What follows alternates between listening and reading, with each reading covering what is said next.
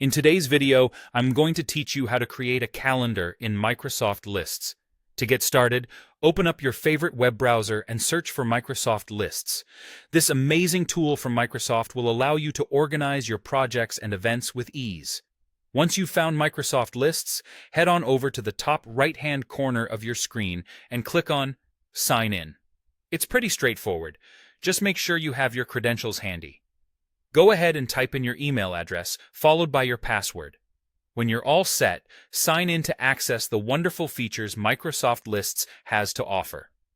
Now that you're logged in, take a look around and get familiar with the layout. You'll want to focus your attention on the plus New List button, which is your gateway to creating something new. Click on it and then select Blank List. Here's where your creativity comes into play. Give your list a catchy but descriptive name and then hit that Create button. But if you have an existing list that already includes date information, feel free to start from there. It's a fantastic shortcut. Your new list is ready. It's time to customize it with some new columns to suit your needs. On the far right, just past your last column name, click plus Add Column. From the menu that appears, choose Date and Time, which is essential for our calendar view. With a simple click on Next, you're moving forward quite nicely. A panel will pop up asking for a name for this column.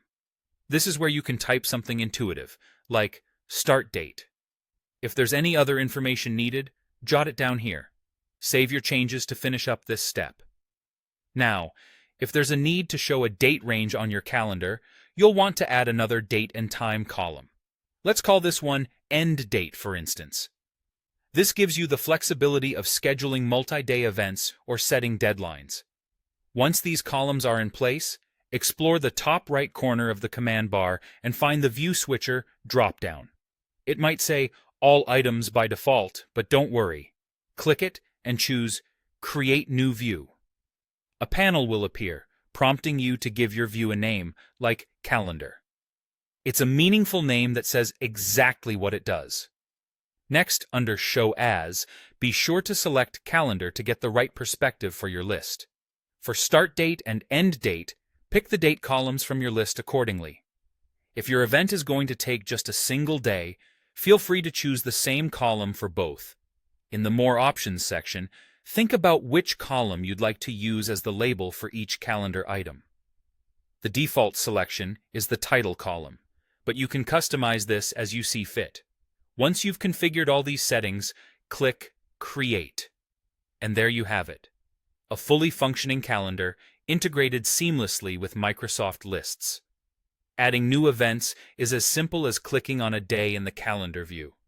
With these tools at your fingertips, organizing and scheduling have never been easier. Enjoy your new calendar.